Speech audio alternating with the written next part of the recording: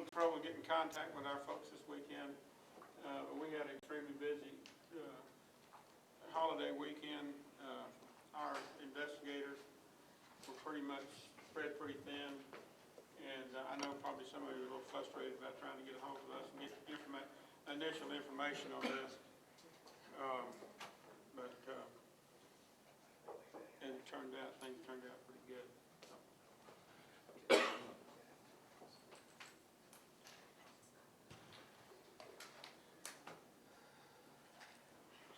Please say and spell your first and last name for us so we can check the mic, please. Okay. Greg Arthur, G-R-E-G-A-R-T-H-U-R.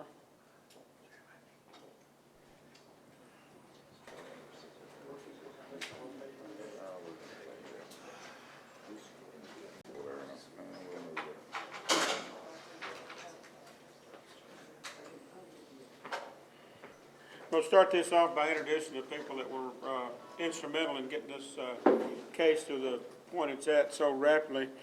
Chief Deputy Don Nealon, Captain Chip Fairchild, he's captain of our investigative division. Our Sergeant Investigator Mark Ellington he's not here, they're trying to get a little sleep. But Mark Ellington, Head Deputy Investigation. Kenny Daigle was the initial investigator on that, but we had another pretty high priority case. Captain Fairchild split him off and turned this case over to Mark. He was assisted by Sergeant Investigator Chris Dreyer and Ron Alexander. Kenneth Dollery, age 22, and Hollis Buckley, age 21, both from Baytown, were arrested in Baytown early this morning by Liberty County Sheriff's investigators and assisted by Baytown Police Department. They were both charged with capital murder and the death of Barney Ross Goodman on the incident that happened on September the 1st, back Friday night. Both are en route at this time. They were held in Baytown Jail until just a little while ago, and they're en route back to Liberty County after they were magistrated in Harris County.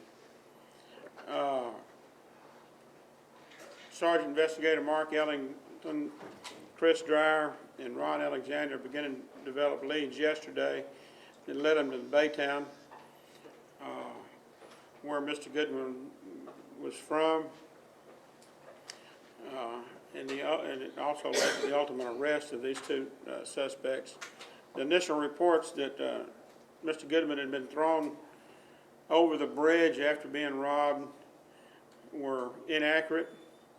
This investigation revealed that Goodman was taken under the bridge by Dollery and Buckley and beaten and robbed.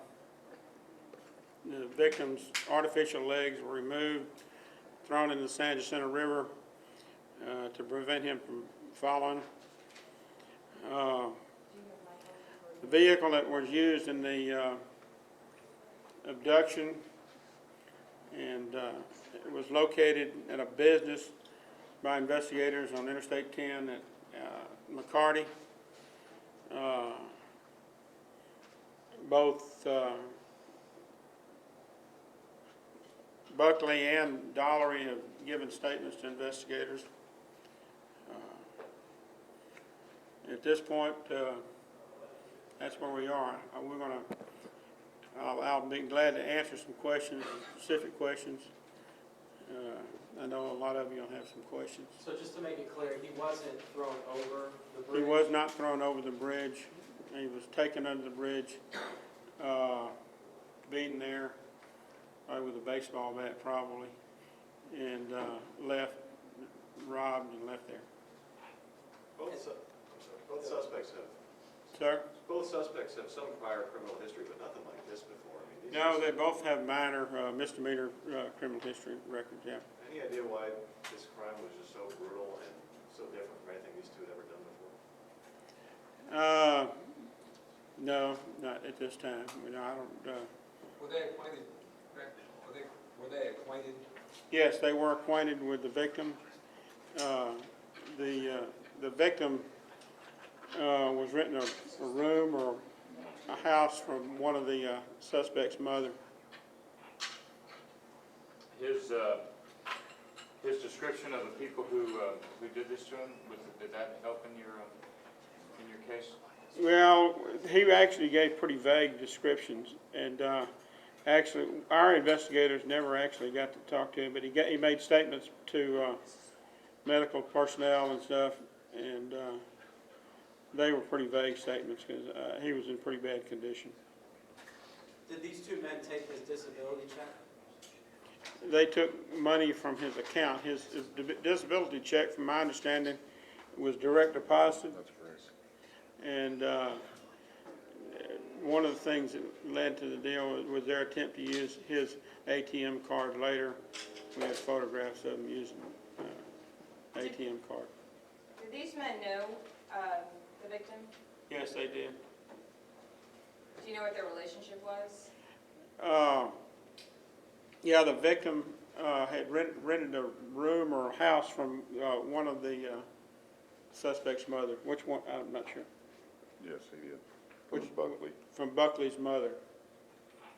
Greg, at one time it was understood that he was from Baytown, but now is living in Liberty County. Did that hold up, or was he still living in Baytown? No, we thought we had some information he might be living in Baytown. I mean, in Liberty County, but I think he was still living in Baytown. Do we know why they brought him back to Liberty County? Why were they in Liberty County? Familiar with the area. Just familiar with the area. Yeah, they were familiar with this area. Can't do that. But I don't know. Do you know how they found him in the first place in Liberty County? Did they abduct him and bring him to that site, or did they just coincidentally meet him there? No, that's what you answer that, you. They actually were an acquaintance of his on a daily basis, lived in the same residence in Baytown. They took him from there, and that was when they took him out to that location where the assault and the robbery happened. So they abducted him? No, he actually knew them. They were an acquaintance of his, actually lived in the same house together, and they all got in the same vehicle, and while en route, they discussed the money, and in order to get the money from him, that's when the assault happened. And it was money from the house that he was renting from Buckley's mother? That's correct. That was actually money that he had received from his government check. What did they say, where they were telling him they were going or anything like that? I mean, it's from here to Plum Grove, or Baytown to Plum Grove, it's an awful long drive, 45 minutes to an hour drive. No, they didn't indicate. We do have some ideas what the conversation was about while they were out there. We don't feel like there was any indication of what was going to happen until they actually arrived at the station, at the area there where he was assaulted. As a 22-year-old Kenneth Dollery and 21-year-old Hollis. Sorry, you mentioned that the two suspects gave statements. Can you tell us just what was in those statements and how you were able to determine that the victim was not thrown over the bridge, but was actually taken under the bridge? Can you tell us what was entailed in those statements? Yeah, without giving the exact, Closer to the mic. yes, without giving the exact detail of the statements and hindering our investigation. Basically, we do have confessions at this time. They give a description, and of course, we have to continually go back and corroborate those evidence. And some of the things that they said during the statement corroborate some of the things that we found physically at the site.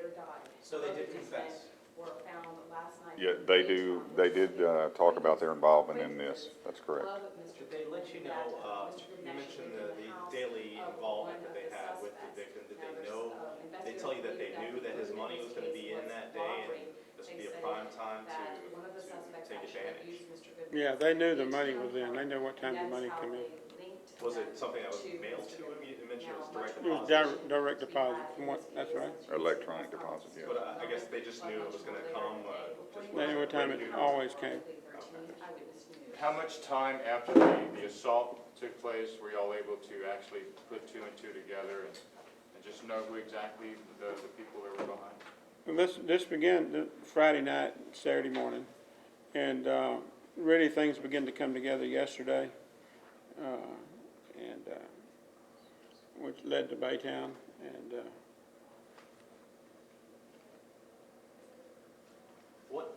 What happened yesterday? Was that when the suspects tried to use the ATM card? Not yesterday, but we had I've got you address that, go ahead. Yeah, that was, they actually tried to use that over, Mike? that was actually over the weekend that they did that. What's happened, we followed up on leads, and in this case, when you put out some of the information that initially came out with the vehicle and description, we were getting a lot of leads in, so we started following those. Some of the leads were inaccurate and some were good. So we just chased them down to yesterday until we kind of located these individuals, was able to get probable cause to talk to them, and they cooperated and went from there. You mentioned the suspect's mother that was renting out the room. Any knowledge on her part of these crimes? We're still looking into that. The investigation's not over yet. There's still some other aspects of the case we're looking at. Has she been cooperative with you? I would say yes. Yes. Was it accurate on the pickup truck the pickup they were driving, which first we had the old primary pickup truck, and if so, was he in the truck with them, or did they have him in the bed, or what, you know? No, he was in the truck with them. Did the suspects say why, aside from wanting to make money, why they turned on Mr. Goodman? It sounds like they were at least friendly acquaintances, that he would go with them. From what I understand, without getting into too much detail, he owed back rent, and they were going to teach him a lesson. Did they intend to kill him? That's hard to say. I don't think they probably did, or they wouldn't have took his artificial legs off. This would be a capital crime, will it not? Yes, sir. Likely they'll be on trial for the possibility of the death penalty, or will the DA make that decision? They were both charged with capital murder, yes. Is there any indication that there's any other suspects in this case, anyone that you're looking at that may have been involved? Or We're just looking these at two? other involvement, but we don't have anything specific right now. So did the suspects take his legs? No, they just threw him in the river. They threw them into the... Yeah. And you all recovered those? They were both recovered, yes. And how many, just to get an idea of how often or how frequent they tried to use this ATM card, was it one time, or were they all over town trying to use this? No, our investigators in Kent Fairchild had put I think, an alert on the ATM card, and they would attempt to use it 2 or 3 times. Yes. Where did he physically pick up the suspects this morning? And, go ahead. Off of Macy Tompkins Road in the city of Baytown. Is that the residence? Yes, ma'am, that's correct. Macy Tompkins? Yes, ma'am. How did Mr. Goodman get out of the creek? How did what? Was he thrown into the creek? No, he was not thrown in the creek. So that's false. That's all. He never did say he was thrown. His legs were. Yeah, we never said he was, but, So he was just found down by the bridge. yeah, he was, initially, they thought he had been thrown over the bridge. It turned out that they drove under the bridge, took him out, beat him, took his money, left him there. But it is accurate that he climbed up. He did climb up, Himself up the embankment. he did climb up the embankment, Flagged down traffic. so, That's where he was seen and flagged down traffic. Is How were there these another- guys seen when you picked them up? I mean, were they surprised that, that he was able to give them some information that led them to him, or that y'all were onto them that quick? I mean, what was their reaction when y'all first got out there to them? Well, obviously, they were surprised. We had initial indications that they weren't gonna work with us. We were able to work through those issues, and then they cooperated after that. Did they show any remorse for what they did to Mr. Goodman? Yes, I would say that they did show remorse. I can tell you that from the interviews for sure. Like, sorry we killed him, or sorry we got caught, or what? It's obviously a human thing that happens, and these are young guys, don't have a long criminal history. We don't believe that this was the intent as far as murder, like the sheriff said, and so it obviously turned out worse than what they thought. So there was some remorse as far as the human elements go. Was there any? we don't really like to get into that area because that's speculating, and kind of like to deal with what we know. We can speculate on that from the evidence, like they said, you know, in the interview. They showed remorse. How much of that's remorse from being caught? How much is remorse from what they've been done? We can look at their criminal history and see that they've only been arrested for misdemeanor violations. They've never been involved in any kind of activity like this before, so you can draw your own judgments from that. The fact that this gentleman was a Vietnam vet, being the father of an Iraqi war veteran, and you know, this is not something that he would wind up. I mean, this is not the way to end somebody's life. I think after giving his life to, you know, do you have any thoughts on that, sir? Well, it's a sad situation. Anytime you have anything like this, but I've got a lot of thoughts on it, but I don't really want to get into that.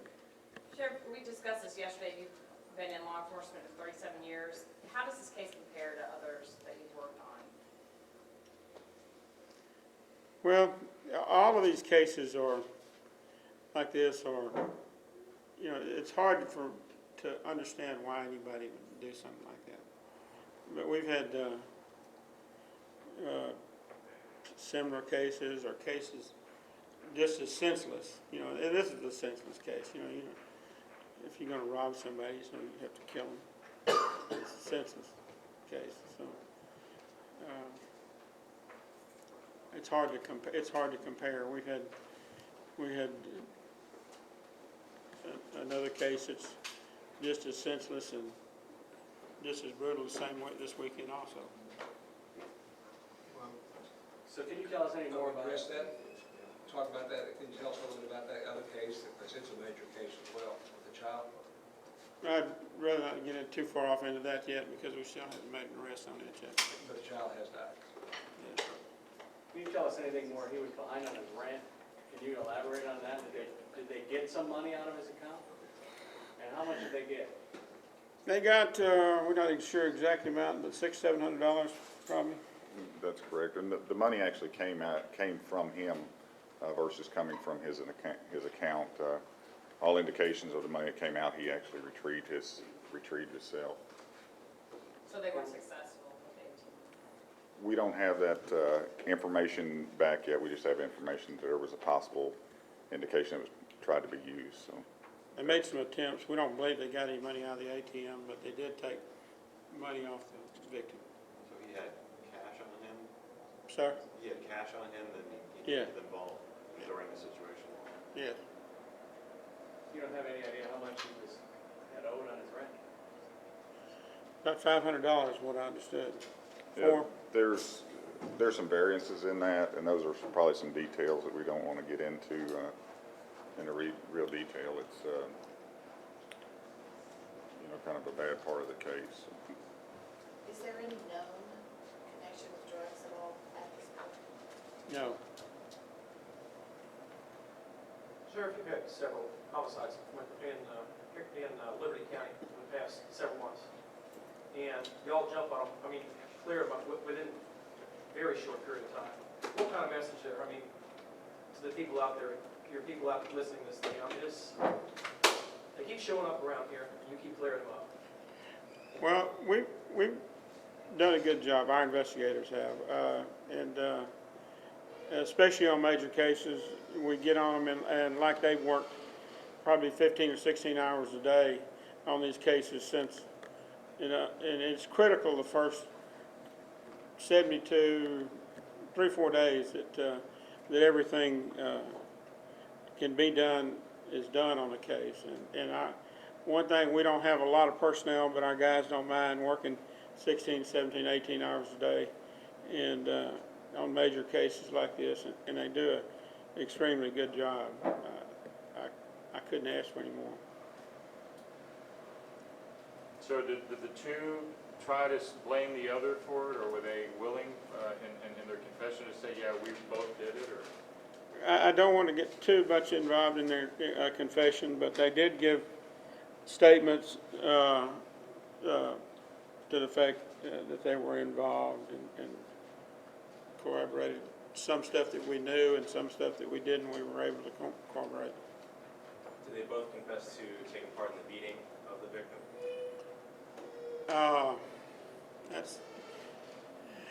I don't really want to get into exact detail on the confession.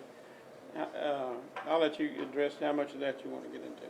Yeah, I think that it's just important that they both cooperated and their interviews indicate that they have involvement in the case.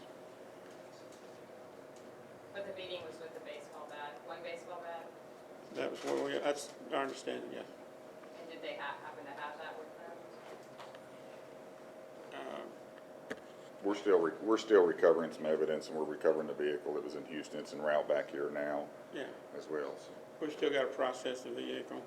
We've still got a lot of work to do in the case still. They were all residents of Baytown, and they came here to commit the crime.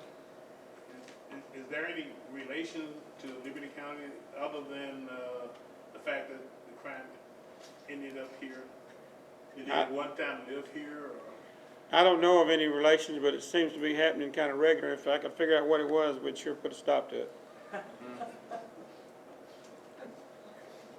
But that embankment, 2090, I mean, that's kind of off the road a bit. Did they know where that was? Did they say they just stopped there? They were familiar with that part of the area over there, yeah. Any reason why the vehicle was left where it was, I-10 McCarty? Was it just a random place?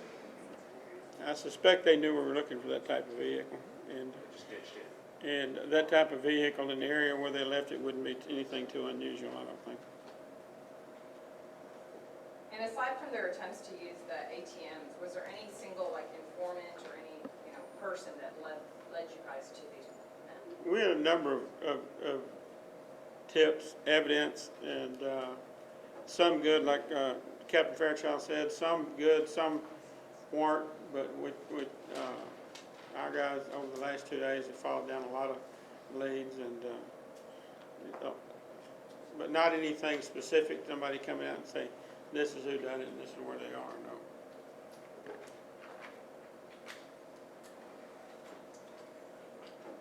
Anything else? Sir, your name? I'm Chip Fairchild.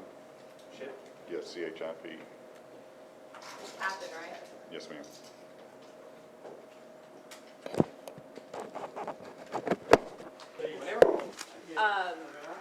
When you heard the arrest, what was your initial thought? Well, once, I got a call this morning from, I don't know if it's Scott, or someone called me this morning and said, hey, they've arrested 2 suspects. Just like, I don't know, a ton of bricks going off your shoulders. And, it was quite emotional for a while, but then, I called, my sisters and told them, because we're gonna bury Barney today at 2, so, and that's what we wanted. We wanted them people caught before we buried them. And, Liberty County Sheriff Department accomplished that. So that's fantastic. You were right about a lot of things. These are folks that he knew, which we talked about on Sunday, and he wasn't thrown; he was taken down there, which you also figured. Right. What was it like to hear the details of what these men confessed to? It just kind of all puts it together and makes sense. As far it doesn't make sense as far as a crime, but it starts putting things together as different things unfold. Barbara at Texas Echo Search, I bugged her a lot about some leads. I bugged Scott, different people that helped, and the news media was fantastic. A lot of people, leads came in, but the news media definitely got it out there on this case. And we also had a gentleman out of Temple, a Vietnam veteran, that offered added another $1,000 to the reward money. We appreciated that. We was hoping that would help. But I figured it wasn't going to take long. We were very close. And then we heard the news this morning, so it was a great relief. What is it like? What do you think about these 2 guys? They said they did this to teach him a lesson because he owed about $500 in rent. they could have taken the $500. He didn't have any legs. They didn't have to kill him. You know, they can use whatever excuse they want. You can't go and kill somebody because they owe you money. You know, that's no excuse, and they will pay for their crime. I know you all are burying your brother today. What kind of hole have those men left in your family? Well, I think his children, and his sisters, it's really, really taken a toll. On me, it's kind of, you know, it's taken a toll on me, but, you know, I know I keep hitting on Texas EchoSearch, and I hate to, but that organization is such a great organization. We have the body of my brother, we can bury him today. And there's so many people out there that their family member will be murdered or suspected of murder and they can't find them.